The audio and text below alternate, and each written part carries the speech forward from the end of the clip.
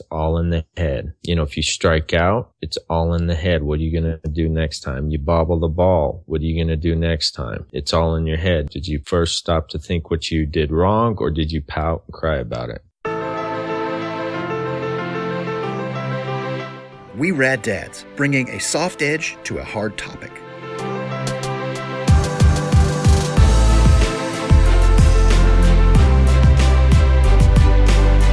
Join us every week as we talk to real people with real stories, from the everyday single parent to family professionals, and find entertainment along the way.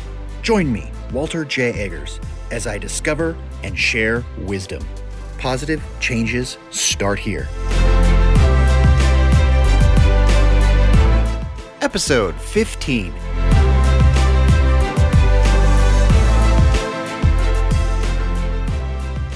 Hello and welcome again, Rad Dads. Walter Eggers here with you on an awesome episode featuring Eddie Aguilar. Eddie, like most of us, started off life and was a powerful force. As a Hotshot supervisor, he was in charge of making men. As often happens in life, we sacrifice what makes us happy for the benefit of others. And in this case, Eddie gave up a job he was passionate about in order to be there for his family. Well, I think we all know why he's on the show, and we could put those two pieces together. Eddie can tell you a lot about his struggles with some of the deepest and darkest of subject matters. Today we're going to talk about a dark topic, one which has come up before, and I know is somewhat common amongst single dads, especially after your bomb. Listen to Eddie's bomb and how he used it to pivot his life, is now living a very fulfilled existence with his kids. Like most of our guests, you won't believe the circumstances involved. I enjoyed my conversation with Eddie, and I hope you do too. Let's get to know Eddie Aguilar. Before we begin, I want to point out that the audio isn't perfect, but neither is anything else in our lives. I try to bring you as much value as possible, and I beat myself up a little bit when I can't do that to my own high standards. And although the audio quality is not to where I'd like it, I would hope that the takeaways are value-packed. I appreciate your support and listening. Nothing in life is perfect, but it shouldn't stop you from striving for your best. I hope I've led by example here. I wanted to direct your attention to our show notes page. Here you can see everything that Eddie and I talk about, the links and the resources that we discussed. And speaking of resources, are you an Amazon Prime member? Far and away, this is the most useful resource that I have in my arsenal. Everything I needed delivered right to my door. Literally everything. Amazon offers it. Go over to our show notes page, check out the show extras, links, and videos that I post. And while you're there, click on the Amazon banner at www.weraddads.com. Now, you could probably go to Amazon directly, but if you use our link, that helps me support the show, and I would hope that I'm bringing you enough value that you would want to do that. Another way you could easily support our show is by sharing it with a friend. If we've delivered any value whatsoever, I would ask that in return. If you want to get involved, join our Facebook group. I would love to have you as part of our tribe. All right, without further ado, my interview with Eddie Aguilar on We Rad Dads. Hello and welcome back, Rad Dads. Walter here with you, and I've got a very special guest here with us today, Eddie Aguilar of the Mindset Mountain podcast. Eddie, how you doing today? Not bad, not bad. Looking forward to this interview and love what you're doing with your podcast. I think you're off to a great start, man. You know what? I appreciate that. Like you don't even believe, man. It's just been a whirlwind, and I got to be honest with you. It's a work of passion. It's just something that flows through me, and it's amazing to connect with rad dads out there and share their stories. And, I'm really hoping to add a lot of value to people's lives. Well, I think you're off to a great start. I'm highly impressed, like I shared before. And that's why I'm excited to be a part of the beginning of this. Oh, it's just a movement, it's a great thing. And, you've got a really powerful story or set of stories for us. And I'm really looking forward to getting into it. But before we go there, I want to make sure that I properly introduce you. Eddie, for all you who don't know, is a co-host for the Mindset Mountain podcast. He's a single working dad with actually several different ventures.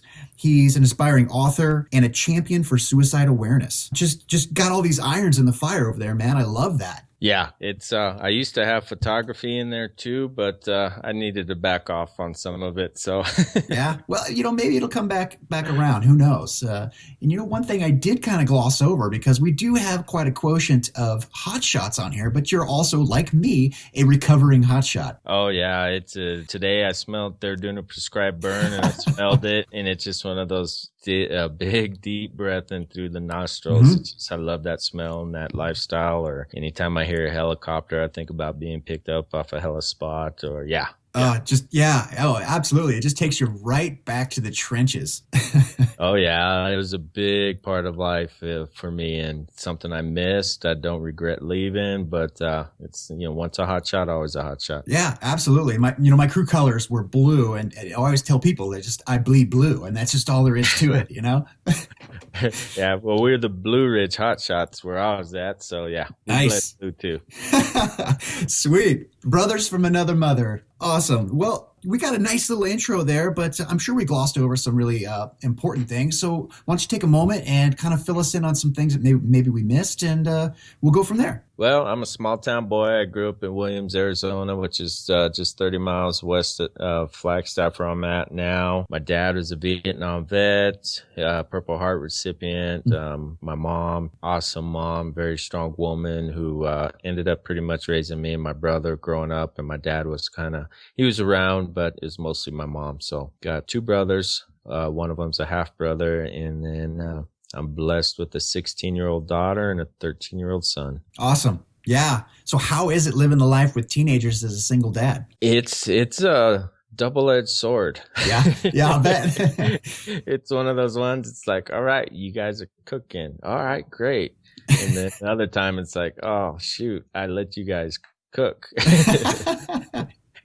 So, but no, I love it because you're seeing what you've done their whole lives come into, I shouldn't say fruition, but come into place, come into start setting the foundation of who they are. And yeah, I love it. I truly do. And they're growing their own minds, and they're challenging me. And, sometimes I wish they wouldn't challenge me as much, but in the back of it all, I'm glad they do, because I want them to be strong individuals and be able to challenge themselves and challenge others when needed to. Yeah, well said. I think that's an important point that I really would like to take a minute and point out here is that, you don't want to stifle those challenges. You want to guide that energy. We have to, all of us, ask questions. And if you stifle that as a role as a parent, you're crippling. You're not giving your kids the opportunity to advance. You need to ask questions, but as a parent, it's difficult. You work X hours and you're tired physically, and you don't want to deal with this persistent, and they're super persistent, but have patience with it, stick through it, guide your kids. If they have questions, just take the minute, take the extra time, and put them on the right path. Oh, definitely. Hey, and a real quick example is even talking to them like an adult. That's what I love is, I always had with my daughter and my son, who was the baby, but my daughter, I have her full time, 100% of the time. And one day I was having a rough day, and I picked her up from softball practice. She got in the car. I'm like, just so you know, I'm not in the best mood. And she goes, thank you. Yeah. And then it was just kind of that was it. And then later I'm like, thank you for, she was like, is everything all right? And I'm like, yeah, I just had a bad day. So she's like, okay, well, let me know if I need to do anything. I'm like, no, you're good. I just wanted to warn you. She's like, okay. That transparency as a parent, it goes so far. My son is 3, and he picks up on when I'm not myself, so be honest with your kids at any age. I'll tell my son, it's just like, hey, daddy's not happy, or daddy's tired, or daddy's sick, or he understands. Kids get it. So just be straight with them, man. That's great advice as well. We're off to a great start. I'm loving this already. Good, yeah. So, okay, let's get to know you a little bit better personally here. Can you name an obscure band, silly trend, or ridiculous thing that you totally used to be into, and now you kind of look back and cringe? What is that thing? I don't so much cringe. Back in junior high and early high school, I was into heavy metal. I wasn't into thrash metal. I was into Motley Crue, Wasp, Iron Maiden, Ozzy Osbourne, all that. And I had my hair long and whatnot. And but the thing that I regret there's still pictures out is, I don't know if you knew who Brian Bosworth was. The Boz. Yeah. Well, I'll just say this: a Mexican with that same haircut doesn't look good. Especially if he's skinny, no muscles. So you know what? The boss lives on. Every race, every gender, the boss lives on. Awesome. Oh, yeah. Oh, that was funny. I look back at that picture each time and cringe going, what was I thinking? It looked good on him. It didn't fit on me. Yeah. No, you know what? Everyone's got to find their style. And sometimes you have to sample a few of the others out there, That's awesome. So tell us, what's your favorite stupid humor or guy humor, maybe a movie or some pop culture thing? What's your thing? Okay. And I don't know if you've seen this. Not many people have seen it, but it's Major Payne, the movie Major Payne. Yes. With David Wayans. David Wayans. Oh my gosh. And being a hotshot, and when I became a supervisor, I would quote Major Payne. Like we'd be doing PTs, and I'd start, as people got to know me, and I'd start talking and saying these quotes from the movie, and guys are like, "You are exactly like him." You are, and there's some words in there that can't say here, but I loved it. That's my favorite movie because of the character he plays. He plays the hardcore army, whatnot, but he was real smart in what he did with those kids. Yeah, absolutely. And direct quote here, nobody does the robot anymore. Yeah. Yeah. So I love the story of the choo-choo train, the little engine that could. So.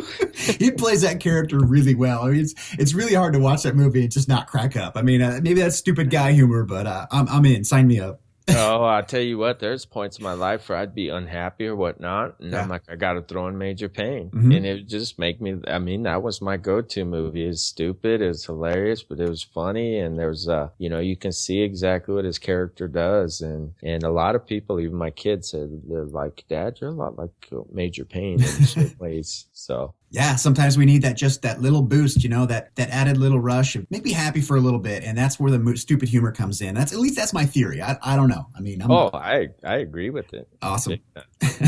All right. Well, I hope that being a dad has allowed you to recognize some of the struggles that maybe your parents had while you were young. Can you share with us kind of a brief story that maybe you gave your parents gray hair, something that, definitely wasn't funny then, but it's funny now? I honestly thought about this, have gone over it. And honestly, I don't know much on that. As far as being, it was either real bad and it's still bad. Or it wasn't that big of a difference, you know what I mean? Oh no, I know one thing. Speaking of, and me and my younger brother, we were kids and we were playing out in the front yard. Oh, this is funny that this came up. We were playing out in the front yard and he was running, and I stuck my foot out to trip him and tripped him, and he landed on his stomach or on the front of his body. Well, we were supposed to go to a Halloween carnival that night at the school. Well, I ended up going, and later my brother shows up with a cast on his arm, broke his arm. No way. and I told my mom and dad, I was like, well, you know how the sidewalk goes and then the grass is on each side? Well, he tripped over the edge of the grass. Oh, no. And I stuck to it. Oh, so no. That does come up from time to time. My brother brings that up. How old was your brother at this point? He probably had to be around 5 or 6. Oh, man. What a terrible feeling. Yeah. So, but that one we laugh about. I don't know if my mom knows anymore. I was going to say, when and how did that story come out? And how was it received? Oh, I don't think she knew for a long, long time. I mean, when we were like high school and maybe even out of high school. Yeah. So. Yeah, we hit it pretty good. Or I did. Nice.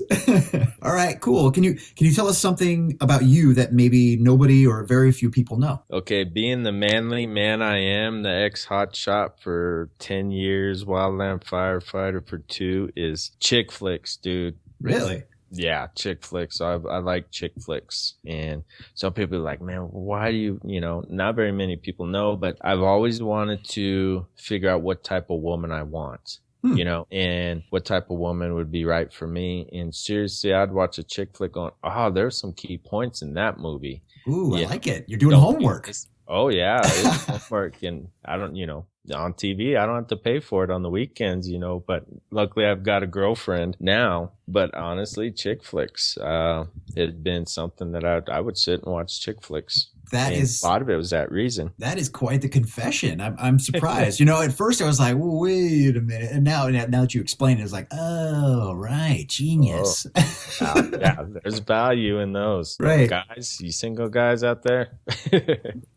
Watch chick flicks. Yeah.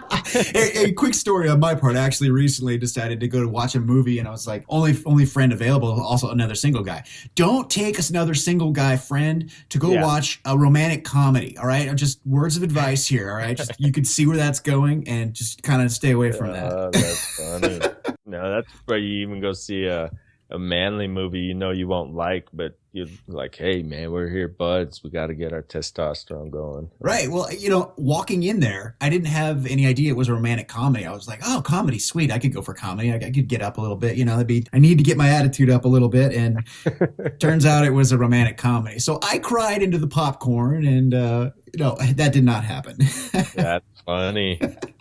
All right. I can honestly say that never happened with me. So. All right, I'm alone on that one. Awesome.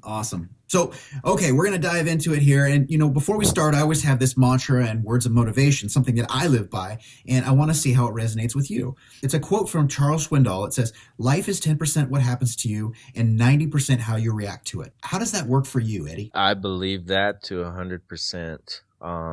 And that's one thing my dad taught, and I've heard him teach other kids. I lost my dad a couple years ago, but he coached Little League from before I was born till he passed away, with a break of a couple years in there. One thing he always said, and I could just see him now, would be tapping his temple with his index finger on his right hand, and would say it's all in the head. If you strike out, it's all in the head. What are you going to do next time? You bobble the ball. What are you going to do next time?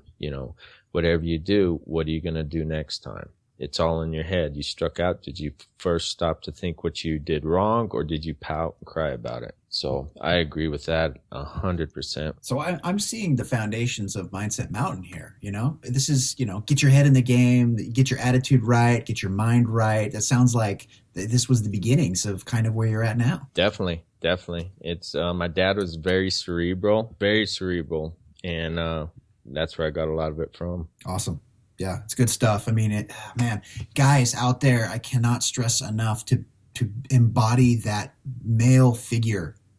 These stories from dads out there, the terrible dads and the good dads, you're leaving an impression, you're leaving a legacy, and just do it the best you can. Make the right sacrifices. And like I like to say here, put first what matters most. And I hope we all agree that your family matters most. Yeah, I love that. Every time, I've been hearing you say that. I love that.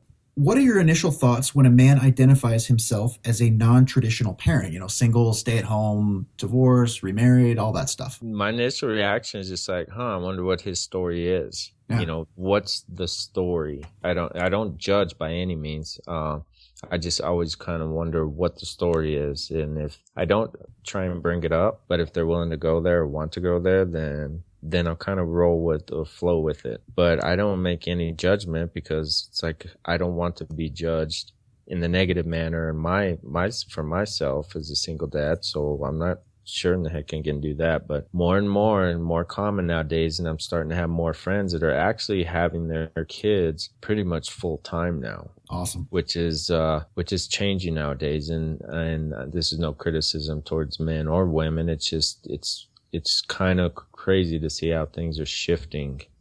And, it almost seems for the better of the child, so to say. Absolutely. We're in a period of flux here. And that was one of the main catalysts why I started We Rad Dads, is I recognized that, there's a lot of change happening here. We're in a frontier, and it's time. It's time to see true equality. It's time to put the words for the child's best interest into true context. It's time to see that, and we have the tools and the power and the voice to do that. The times are right. Let's just say that. Yes. I asked this question, what are your thoughts about this, non-traditional parent, blended family, stuff like that? I asked this question because when I was going through my bomb, I had that question. I had this perception. It's like, people don't like me. People, I'm less of a person, and, I'm second class, because first of all, it's how I felt I got treated. Now, that was probably a personal paradigm. I mean, maybe society played into that a little bit, but I think it was more of an idea in my head than what other people thought. So hearing people like you say, all other single dads say, I'm just curious. I want to know this story, and I totally understand. It's it's normal. Yeah, and one thing that you said is like, my daughter's not mine biologically, and I have her 100% of the time now. Wow. I didn't adopt her due to other reasons that were out of my control, and then got divorced, but she's not mine. And it's funny because she's blonde hair, green eyes. She's as Anglo can be, but she's mine. I don't consider her my stepdaughter. She doesn't consider me her stepdad. She is mine and I am hers. And so that's kind of always been a part of my parenting. I was a dad before even contributing to a child, to the creation of a child. Wow. And so it was kind of one of those things that I took that role on, and I love both my kids big time. There's always some type of story. There's always a backstory to the backstory. Do you know what I mean? Yeah. So, yeah. I don't make any judgment, and there's always more than it's being seen or being told. So as far as people judging others, I don't like that in that sense because of what I've been through in other aspects or seen other people go through, is that when looking in the mirror, like you were saying, a lot of your thoughts were contributing towards these negative emotions. I've done them too. Everybody does them. We can be chiseled and looking good and feel like we're worthless. And, women do that. Women could work out all the time and look great and amazing, and they think they look unhealthy and whatnot. It's human nature. And that's where, part of the Mindset Mountain podcast and everything else that I do is to help shift that paradigm from feeling worthless to creating self-worth, to be able to look in the mirror, or to be able to shake somebody's hand with confidence, or to know that you're going to get through the next storm. Yeah. So yeah, absolutely. I mean, that's great work, and people need it. I diving through my bomb, I know I needed it too. So I'm really happy to see that you find, a good place to apply the skills that you've cultivated, and you're helping other people. And then that in itself is just a huge boost. Wow, I appreciate that. Yeah, it's just, we got to get our messages, got to get our words out, but we also got to live them. Yeah. And that's huge. I can sit here and put all this fluff and stuff on social media, and I know it. I've seen it done with certain parents that, you see them on social media, and boy, they're great mom and dads, and then got a family member in the background saying all that stuff you see is false. Yeah, there's a lot of that. It's unfortunate, really. I mean, what you're talking about is legacy. You're talking about personal brand. And let me tell you, Rad Dads, you don't need to have a website and a business to have a brand. You have a brand. Everyone has a personal brand, and it's how you develop yourself, and it's who you are. It's how you carry yourself. It's how you treat other people. It's what kind of a dad you are. That's your brand. That's your legacy. And there's nothing more important in life. And another part of your brand that I just thought about as you're talking about is your children. Yeah. Your children, how they act and how they represent themselves in public or even in private. And I shouldn't say fully and completely, but a big part of it is because I coached my daughter in softball. I started a travel ball team for her age group. I coached her in junior high volleyball. I coached her in junior high basketball. My son in baseball and basketball and soccer. So I've been around a lot of kids and a lot of parents. And there is a majority of the time where the kids' attitudes reflect the parents. Yeah, it's almost just tragic in some cases, but yeah. So I can't stress it enough, guys. You're in the right place. Your heart's in the right place. Let's get your head in the game, and let's be the best dads we can be. That's what we're all about here. Not just at the Mindset Mountain, but here at the Rad Dad Podcast as well. I mean, we're all kind of striving toward the same goals. Yeah, definitely. Here, I love your focus is on dads. That's what I love about this show. So, oh, thank you very much. I appreciate it. So let's get into some meat and potatoes here. All right, are you ready for this? Let's do it. Okay. All right. So we're going to dive into the bomb crater here. We're going to revisit it. And as everyone knows, it's when your life absolutely explodes to an event and you're left in this pit. It's smoking. You can't see. Your ears are ringing. It's like right out of Saving Private Ryan. you can't even stand, you can't see anything but the sky above you and the hole that you're in. Tell us about your bomb, Eddie. What event or string of events led you to your crater? This takes me back to my childhood. My dad was a Vietnam vet, Purple Heart recipient. When I was young, him and my mom fought a lot. My dad drank and, just going through his PTSD and whatnot. So I did not like that as a kid. So when I got married, I became a pleaser. I became very submissive because I didn't want to be the man that I saw while I was growing up. My dad was just full of anger. He was going through, from the effects of Vietnam. I ended up moving to Chicago with my wife and my 2 kids. While we were there, my son had turned 2, my daughter had turned 5, I believe. And my marriage was in the rocks. It was on the rocks. It wasn't going very well at all by any means.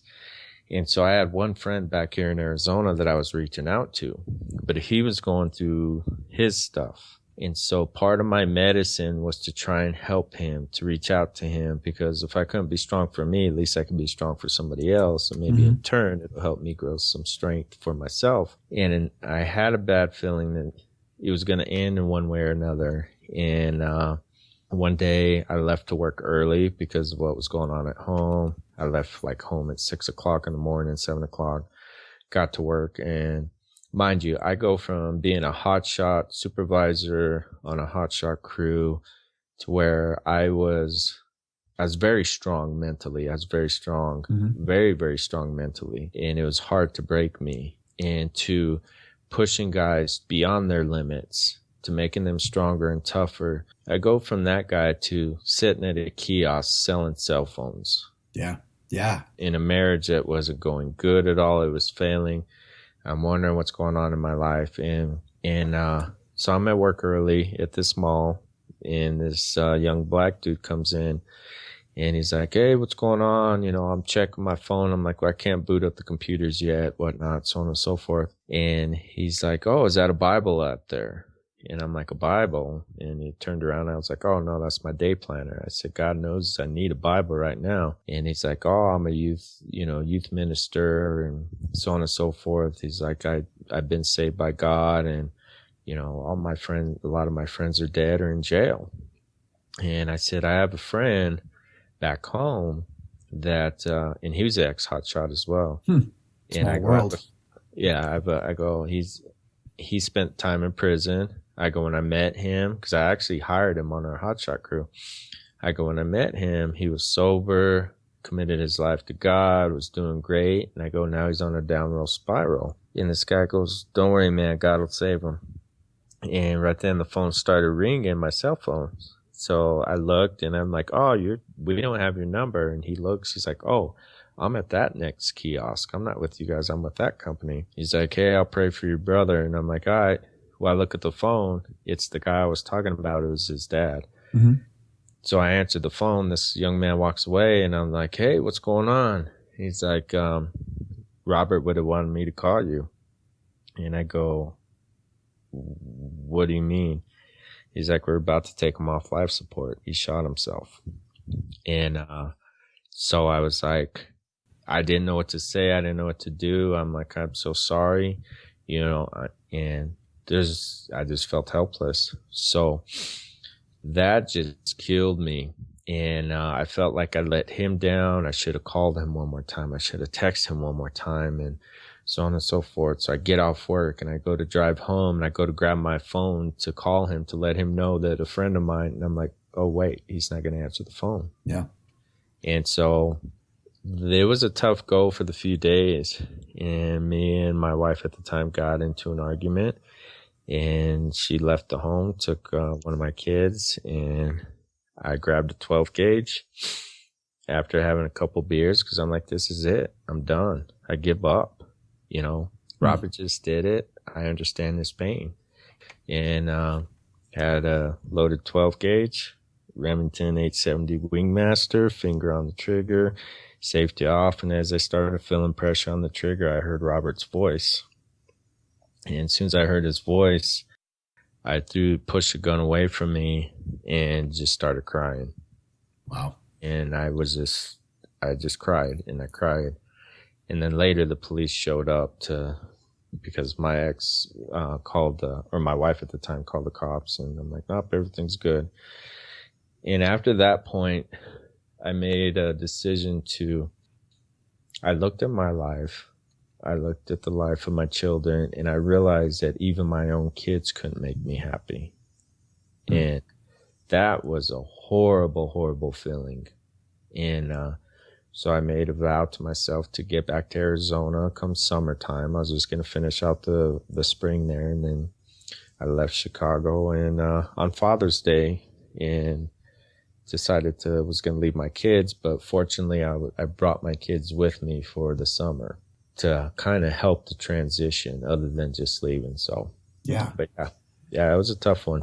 Wow. I was not completely expecting that. That is, I knew your backstory coming into this, and I just didn't know, the details.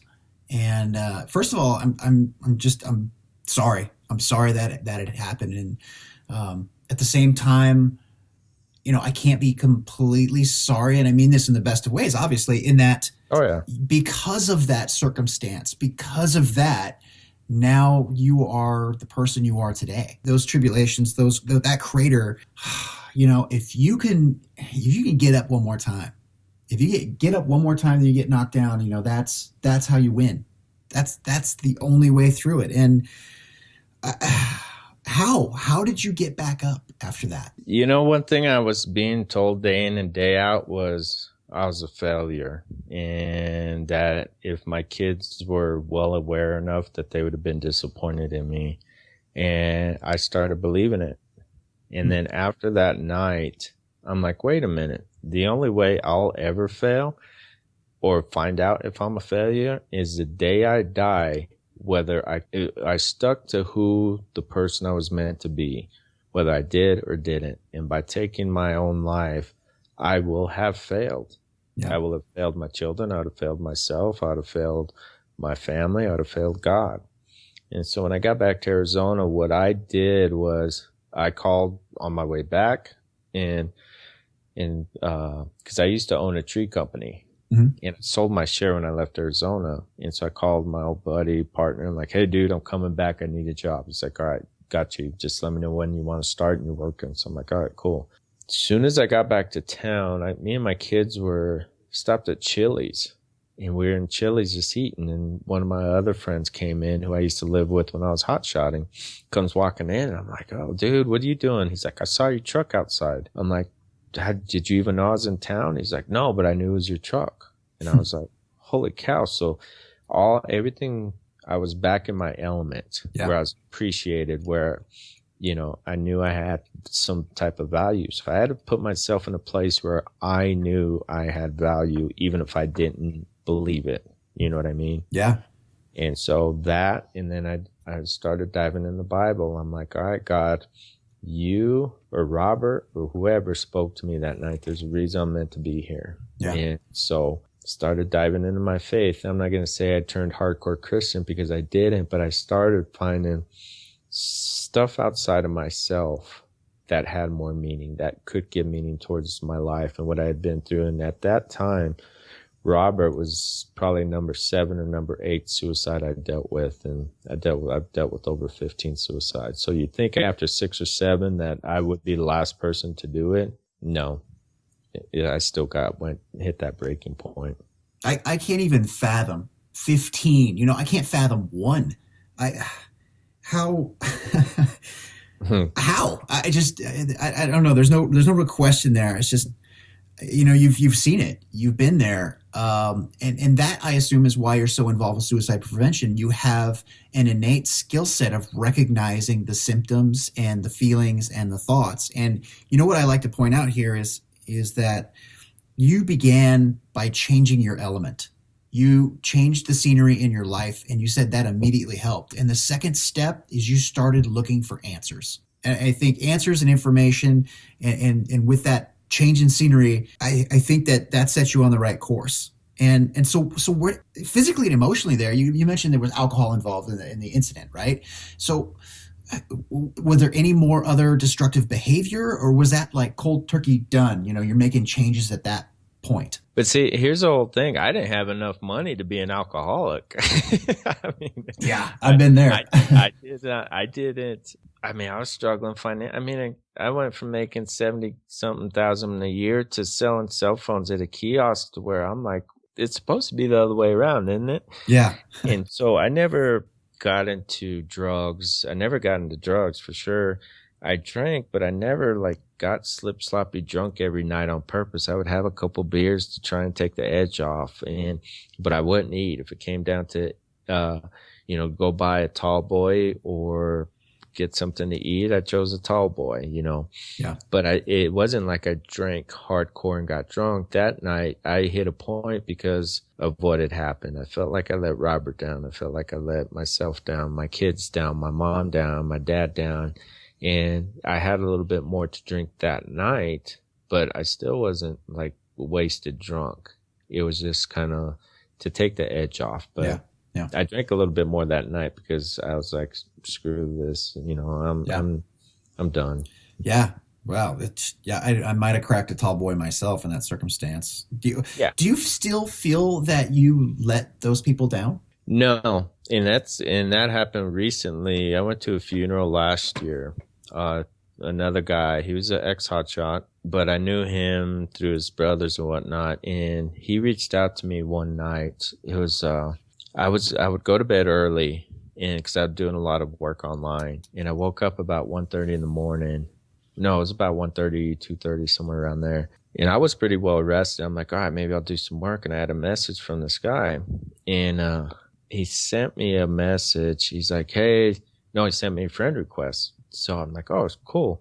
So I accepted it. He's like, hey, I just wanted to shoot you a message and say, hey, thanks, man. You helped me and you don't even know it. And so I messaged him back. He's like, oh, I didn't think you were up. I'm like, no, I'm good to go. I'm like, and he goes, I got a story to tell you sometime. You pretty much saved my life. And I'm like, hey, let's get on the phone.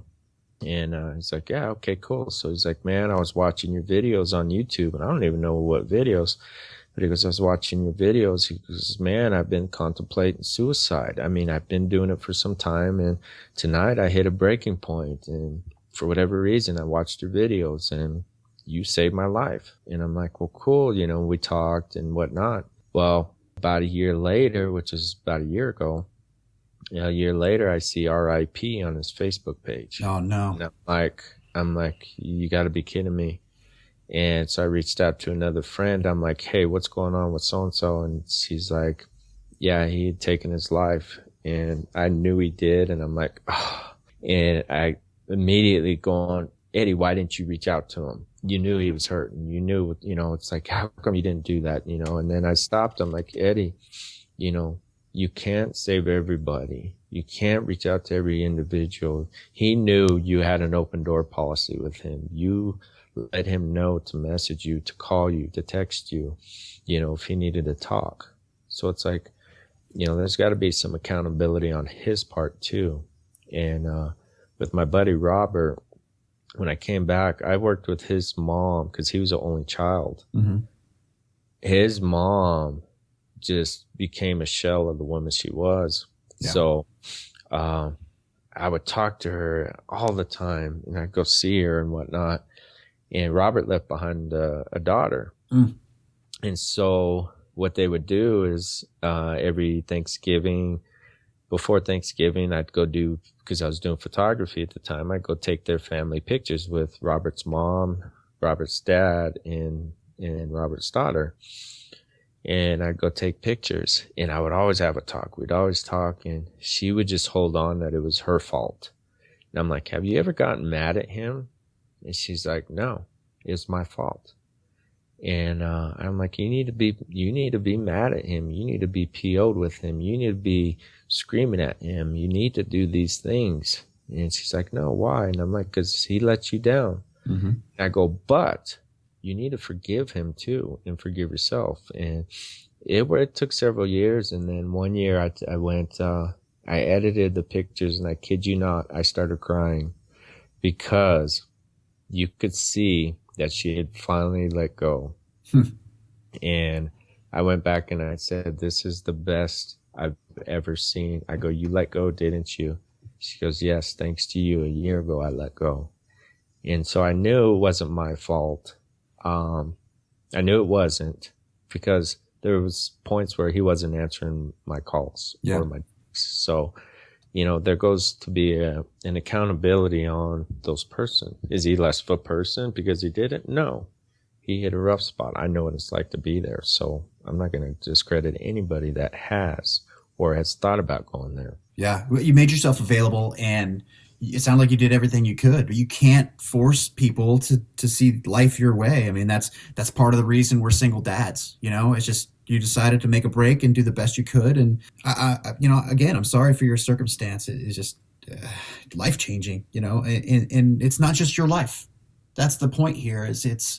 There's so many other people involved. God, think of your kids and your family. I just, I have no perspective. I have no say in this, but I see the ripple effect here, and it's just huge. But I'm glad that, there's that silver lining here, and I'll go on more detail about silver linings, but I'm glad that you were able to positively influence his daughter and then see that change and be there for that kind of transformation. So that's got to be a huge win. Given your history, tell us about how you're finding success today. And you're bringing up the book here. We talked about it a little bit briefly before here. Left Behind is the title, correct? Yeah. As of now, I'm like, okay, what's this book going to be about? I'm like, well, it's going to be about people being left behind, and then the rippling effect a suicide takes. So I was just like, well, I'll just title it right now, Left Behind, Suicide's Rippling Effect. So yeah, that's kind of where I'm at now. This has been several years in the process, and I shared with you, and I've shared with just a few people that this book scares me, and it has scared me because I've gotten testimonies from moms. I got a testimony from a daughter of a girl I grew up with.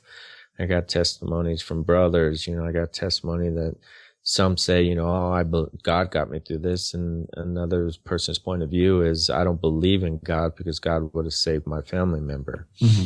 And it's just to see the contrast, but that's what I wanted to share with an audience. But as I'm seeing all these different points of views and scenarios, I'm like, what if somebody dislikes Robert or thinks he's this or that, or this beautiful, amazing woman here who lost her daughter to suicide, and they think less of her? And it was personal stuff, but it also got emotional writing it, because I would dive deep because I'm passionate about it. But the hard part was coming out of that emotion, because I wrote a story and I gave it to Robert's mom one time, and to her husband. He gave it to her, and she called me. She's like, Eddie, and she threw out some cuss words. She goes, you better not be lying. Is everything okay? I'm like, yeah, why? What's up? She's like, you better tell me the truth, and you better not be thinking about suicide. I'm like, no, what's going on? And I go, oh, you read it, didn't you? She goes, yeah. And I'm scared. I'm like, no. I said, I wrote that from a place of being in that position where Robert was at. I wrote that in a position where I was at my time. I go, so when I did write, I dive deep into my emotion. The tough part I found was coming out of that emotion. So I'm going to face this head on because it needs to be done. So yes, I'll say it here, 2016, I'm going to use Amazon, just self-publish it. Awesome. Yeah, we'll be looking forward to it. You got to keep in touch with us about that, because I'd like to be able to offer that to the Rad Dad community as well. Definitely. Well, thank you. It sounds like, you made your crater into a foundation, and you've started in this path of ascending. The YouTube channel, the book, the podcast, just how long have you been on that path? The podcast was since last summer, so we're like 120 something episodes. And that, my business, me and my partner Jason, it's funny because he's in Phoenix, I'm in Flagstaff, and those of you that don't know, we're a higher elevation. We have 4 seasons here in Flagstaff, and Jason's in the desert. Yeah. And so he called me one time. He's like, hey, I want to come up. I'm like, well, get up here. I got some elk meat. Just you get your butt up here. I'll go buy some beer. We'll cook some elk meats and have some steaks. And he's like, all right, cool. And he's like, I want to go for a hike. All right, we'll go for a hike. He calls me back about 20 minutes later. He goes, let's create a product. I'm like, All right, sounds good. What do you want to do? He's like, let's create a video training product, personal development, and we'll hike and we'll call it Climbing the Mindset Mountain. I'm like, all right, works for me. I said, just get your butt up here. And so we talked about it the night before he got up here, and we created our video product, and we reached out to some high-level marketers for quotes, and we had support from them. You know, they didn't even question. They're like, yeah, use my name, use my quote. You know, we've been watching you guys. So we created that product. Then that led to a podcast. And, but the suicide stuff, the videos I'd done for probably since 2013, I haven't done so much in the last year and a half, but, I'll do some on Facebook. My YouTube, I haven't really uploaded anything in a while. So it's almost kind of like I need to get back to it. So I'm on the fence with that one. I just trying to prioritize what I put out, how I put things out. But right now the podcast is the primary. Yeah. It sounds like the book's a close second. So we're going to hold you to that. Yeah.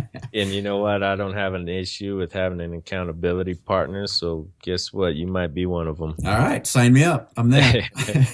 So what techniques or strategies could you give other dads who are struggling like you did? Passion. Find what makes you happy.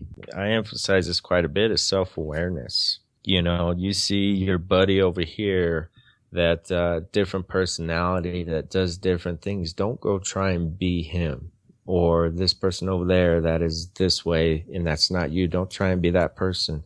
Take your qualities. Be aware of what makes you happy. Be aware of what you're good at. Be aware of what you enjoy, and start from there. But it starts also by being self-aware. Are you doing it for the right reasons? Are you doing it? Are you sharing your story, or are you talking to your kids? Or are you only sharing the good stuff and not the bad stuff? So I think a lot of it just dives into self-awareness and what your passions are. And if you don't know what your passions are, you know, I once heard it's what stops time for you. Yeah. Awesome. Get out there and find it. Information is power. And, you know, if you're listening to this, you're on the right track. Podcasts are an amazing resource. So start there and then just follow your passions. That's literally all there is to it. Awesome. Great advice.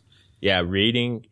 I do a lot of reading podcasts. And even sometimes if my brain is just flabbergasted, I'll just write, and I won't even care what I'm writing. Don't worry about punctuation. Don't worry about capitalizing. Just get your emotions out and find that release. And you might be surprised what you find in your words. So, you know, time and time again, and you brought up a really good point right here. You know, if you're struggling with something and you can't talk or don't feel you can talk to somebody, writing is such a powerful tool. Doing that blast writing, just what you did, where you just type. I don't care if I've done this, where the words aren't spelled right and there's no punctuation or capitalization. You're just trying to get this stuff out of your mind. I guarantee that you will feel better once you just get it out. You got to just blast it out there, and it starts there. And you know how many blogs have started this way as a rant? Like, I'd say 50% of the blogs I've ever seen or heard of, people come on podcasts and talk about them and that sort of thing. They started as just a way for people to get this stuff off their mind and off their chest and just express it, because they didn't have any other outlet. And what happened from that, because they were vulnerable, they were their own person, people understood. You can read that, you know, you can feel that emotion, and you can't fake it. People can identify with that. So, you know, I'm not going to say start a blog. But definitely start writing, you know, just get it out there. And I think it's such a powerful tool, writing and reading. If you can't do anything else, try it. Just try it is all I'm going to say. Yeah. And like you said, no matter what it is, you know, well, I don't normally run, and people say if I'm frustrated, I should run. Well, go run. Yeah. You might be surprised what happens, you know. You know, I've heard this a lot of times, and I want to go ahead and stress this right now. It's just you do you. Whatever it is, just you do you, and don't be influenced by anybody else. Do you, and that's how you're gonna find happiness. That's how you're gonna find your way out of your own crater. And I'll leave it at that. Amen. All right. Awesome. So okay, we've been to the depths. We've climbing out of the bomb crater here. Let's dive into some quick Q&A stuff here and get back to your family here. So, in your personal opinion, what's your favorite age for children and why? Honestly, I don't have a person right now. It's prime, because I get to see the results of what I've done in my part to instill in them. You know, to hear other people talk about my kids in a manner that I don't ask of it, I take my son to a sleepover and I go to pick him up, and parents are like, he is just so polite. He says, thank you. And we don't have any of our kids' other friends that do that, very respectful. Or, your daughter's passionate, watching her play softball. She's just so aggressive and passionate. You can tell she loves the game, Yeah. And just seeing all this stuff come to fruition, or come to, I don't know the right word, but just coming to being part of who they are. So I don't have a preference on the age. I love where they're at now. Mm-hmm. No, that's great. And the words of praise from parents like that is just irreplaceable. The reason they will go and say that is because it's such a unique thing. Parents don't see that so often, so they go out of their way to say, you know what? I can't imagine a better compliment as a dad to my skills and all my efforts and all my sacrifices. I just can't imagine anything better. Oh, I agree. So, okay, along those lines, what's your best dad skill or superpower? Is to get them to think differently. I'm a lot like my dad in that cerebral aspect. So my best superpower with my children is trying to get them to see the other side of whatever it is. Like yesterday, my daughter, she had the roughest game batting in her game. And we get in the car and she's upset, and I go, she brings it up. So I wasn't going to throw it at her. Mm-hmm. And I'm like, well, I know what you're doing wrong. She's like, well, I don't want to hear it right now. I go, okay. And she goes, I'm not trying to be mean. I go, no. I'm just letting you know I see what you're doing wrong. I videoed it, and here it is. She's like, I go, so whenever you're ready. She's like, okay. So later we talk, and I relate. And my dad skills is I relate certain things. I'm like, okay, when you're batting, doing this is what you're doing. It's like this. It's like that. Something that they'll understand. Yeah. If I go to throw a tennis ball at your face, if you're looking at me this way, you're going to dodge it a lot easier than if your head's tilted. Blah, blah, blah. So I do a lot of relation stuff, what they're going through, like baseball. My dad always did. It's like when you strike out, what are you going to do? Go cry and then you're done for the game? Or are you going to come back up there and get back at the pitcher? Nice. Yeah, you take it to their level. And another guest said you meet your kids where they're at. And that is a mark of a rad dad in this case, Yeah. That's a hallmark of a good parent. Yep. I love it. Okay, so we went through the best. What's your worst and how do you mitigate it? My worst is, and I don't do it often, but the worst aspect is treating them both the same. Because they're two separate individuals. I can't talk to my daughter the way I talk to my son. I can't talk to my son the way I talk to my daughter. I cannot. So I got to respect who each one is and kind of give a little leeway for the other one. Do you know what I mean? Yeah. So for that, it's when I don't do that, there's that tension. Like my daughter, I can be very aggressive with, whether it's talking to or she doesn't follow through with something, or even coaching them both. But my son's a totally different. But when I try and talk to them the same or treat them the same, that is something that's not good. Well, you've learned that. I think you're ahead of a lot of people on that level. So just attempting to try and reach them again in their separate places, I think that's you're in the right place. You're doing the right thing. Awesome. Okay. So what lessons have your children taught you? My son has taught me to go ahead and act goofy, and to act silly, and to laugh more. And it's funny because I'll have that hardcore external sometimes. And that's just a lot of the men in my family are like that. But my son's so goofy and funny. And it's funny because I can keep a straight face pretty well. So I'll laugh inside, but I won't show them. And it's like a game for them. Even now, my son will be like, hey, sis, I made dad laugh today. And she's like, no way. Did you get it on camera? And so, but he teaches me to laugh.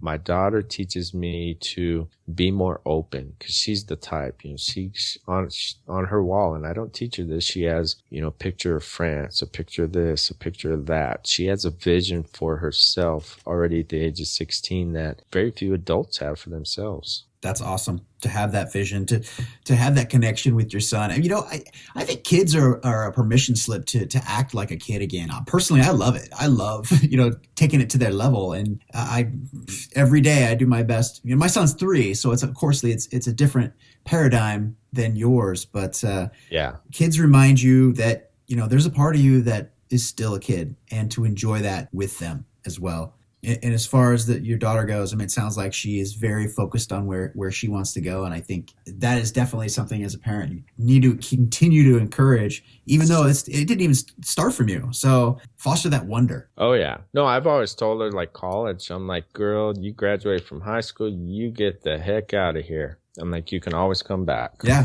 exactly. Get out and go. Go see the world. We ain't, wherever I'm at, I ain't going anywhere, or there ain't no reason I can't meet you somewhere. So nice. Can you tell us about the term lifelong learning? What does it mean to you? To never be content. Lifelong learning for me, I think about it from time to time. How much does a 70-year-old know much more than a 50-year-old? Or how much more does a 50-year-old know than a 70-year-old? Depending on the personalities. And there is always something to learn. There's always something to grow with.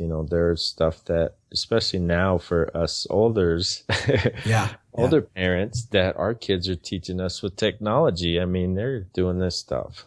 So I think there's always learning. There's never, you learn too much. That's not going to hurt you. Yeah. Exactly. It's something that I hear in the fire service a lot. I spent nearly 20 years. They would always say every day's a learning day.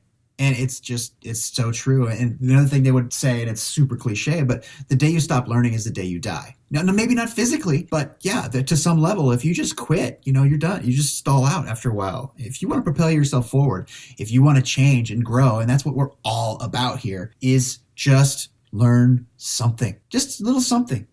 Try not to learn it on Facebook, but if you start there, that's fine. And then we'll dive off into something, follow your passions. Here we go again. We're going to loop back to that. Learn, just continue to learn, make lifelong learning your habit. Yeah, I agree. There's always, and then that makes life interesting. Yeah. Is there a movie or a pop culture or something that you found motivating along your journey? What's funny? It's not that I find it motivating, but to me, I was impressed on how the Rocky series teaches, and I don't think people realize it as much, is how the Rocky series is about life. You got this guy who's, and I haven't even watched like Balboa or whatnot. I haven't even seen that one. And I think that's where his wife dies, Adrian dies or something. Oh, spoiler alert. Wow. Yeah. Well, I heard that somewhere. I don't know. I said, I think. Yeah, I haven't seen it. I don't know. So I don't know.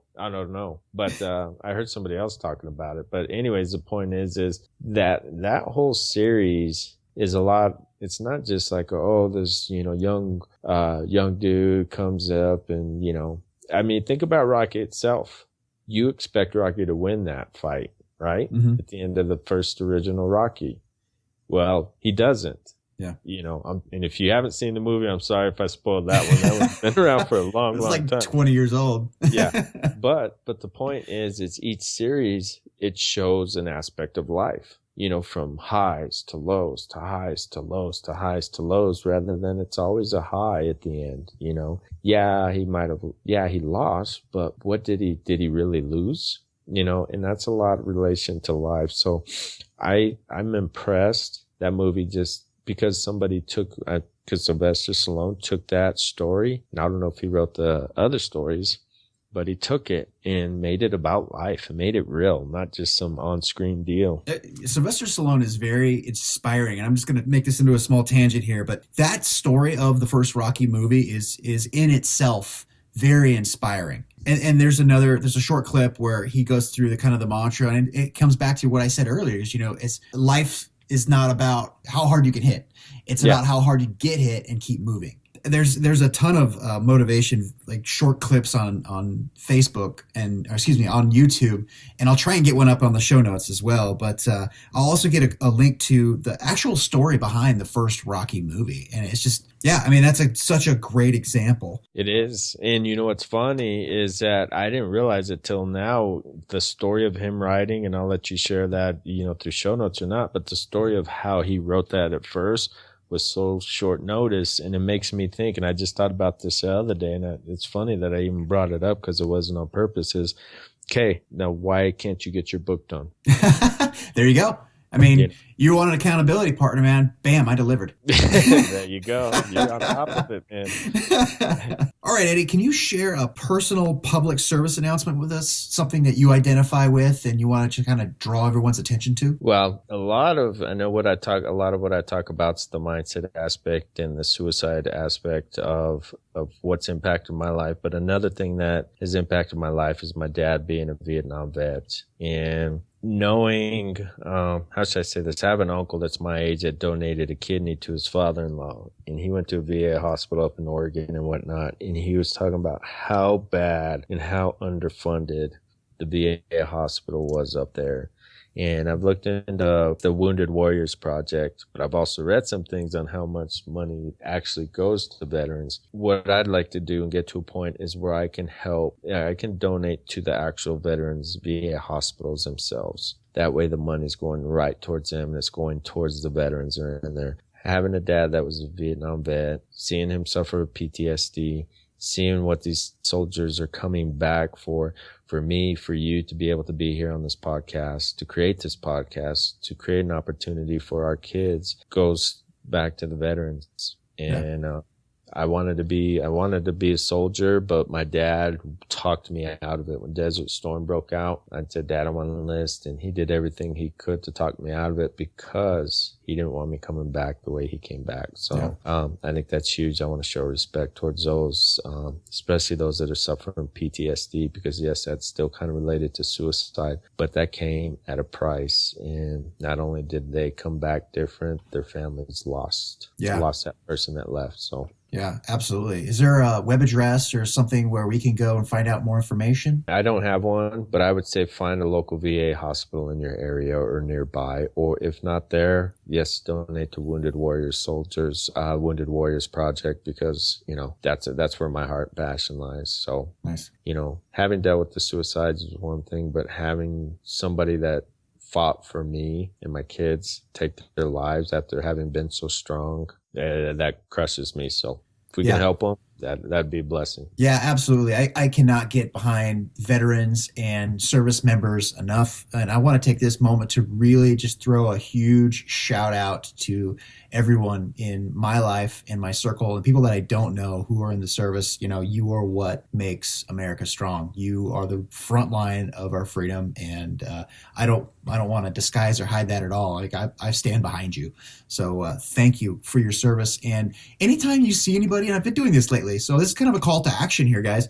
Anytime you see anybody wearing a veteran hat or a service, something that identifies them as a service member, the Korean War vets or Vietnam vets or any of that stuff, just say thank you. Don't expect a reply. Just say thank you for your service. And I can tell you what, half the time I just get a nod, and sometimes I'll get just a smile, and maybe not even that sometimes, but I know that every single one of them appreciates it. I agree. Awesome. We're going to wrap here, but I want to give you the platform. I want to, allow you to kind of go ahead and tell us anything more you want to say. I know we want to talk a little bit about Mindset Mountain, but, thank you for, just so much perspective. And I would encourage anybody who feels the need to reach out and talk to Eddie. You're connected on our Facebook group page, and you can also I'll let you do all the web address details. So just take it away. Here's your soapbox. Yeah. If you want to reach out, private message me. You can do it at Eddie, EDDIE, at mindsetmtn.com. So MTN, abbreviation for mountain, .com. And then as far as Facebook, it's facebook.com/edward.v, as in Vidal. Vidal's my middle name. And then .Aguilar. So edward.v.aguilar. I'm Eddie Ags on Instagram. I started Snapchat. I haven't been too heavy on that, but yeah, I would just say email me or friend me on Facebook, and I'm in the group, so I highly recommend getting in that group too. There you go, guys. There it is. So reach out, reach out, that you're not alone out here. There's a ton of us rad dads out here, and each of us has our interesting story, as we talked about earlier. So Eddie's no different, and I'm no different. So, I wanted to take this minute here and sincerely thank you for just opening yourself up, just sharing your story. I know that there's a ton of people out there who's going to find value in it. And, you know, I love doing this and knowing people on a totally another level. So much appreciated, sir. Well, I appreciate you, and I commend you for this launch that you got going on. I've been loving your episodes. I've had them all downloaded. I've listened to them all. I love the idea of podcasting, especially interviews, because it brings about different stories that you can't tell, but it helps other people reach an audience that you're trying to reach. And that's the value of a community. And, you know, anybody says, well, you know, I don't have anybody or somebody doesn't understand, but I heard Eddie or I heard one of the other guests on We Rad Dads podcast, and I relate and resonate, but it's up to you to take that move and make that move to, you know what, join the community on Facebook. Put your name in there. Yep. You can maybe just watch and see. And then one of these days, just say, you know what? I'm going to go for it. I'm going to reach out to whoever because their story touched me. You know, I do it for a reason. You know, I shared my story for a reason. I don't do it for attention. I've done it to let other people know that, hey, I get it. I understand. I've been there. I know how to get myself out of it, but I might be able to give you a tip or two to start redirecting you so you can get out of it as well. Absolutely. And for you and me both, you know, it's a passion. It's a passion to help people. And we're just really happy to try and broaden your distribution, and best of luck to you, sir. I appreciate it. So thank you. Hello, everyone. Thank you for joining us today, and I hope that Eddie's story really resonated with you on several levels. He's got a ton of information, and I hope you've gained a lot from his wisdom. Don't forget to check out the show notes page at www.weraddads.com. There you'll find the resources and links that we talked about. You know, I hope we're providing value for you, and if we are, I'd appreciate a personal recommendation by sharing this with a friend. Tell them about it. Text it to them. Do whatever you have to get the word out. I hope that I'm providing value for you, and if I am, let me know. Email me at walter@weraddads.com. And you know, if I'm not providing value, I'd like to know that as well. I think sometimes we all need a little help, and I'm asking for yours. I appreciate you listening. Please join us on our Facebook group. Search us out at We Rad Dads Group. I'd love to see you there. Now go out there and make today awesome. Be the change you want to see in the world. Take care. Well, that's it for this episode of We Rad Dads. I sincerely thank you for joining us. Don't forget to look us up at www.weraddads.com. There you can find links to our Facebook page and Twitter account. Got a question or comment? It may be featured. Email me, walter@weraddads.com. I'd love to hear from you. Thanks again for joining us. And remember, stay up, stay connected, and stay rad, dads.